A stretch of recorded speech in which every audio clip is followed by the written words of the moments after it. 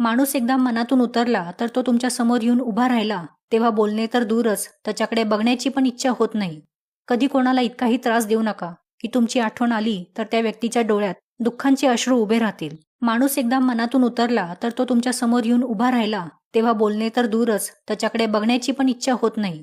कधी कोणाला इतकाही त्रास देऊ नका की तुमची आठवण आली तर त्या व्यक्तीच्या डोळ्यात दुःखांचे अश्रू उभे राहतील. माणूस एकदा मनातून उतरला तर तो तुमच्या समोर येऊन उभा राहिला तेव्हा बोलणे तर दूरच त्याच्याकडे बघण्याची पण इच्छा होत नाही.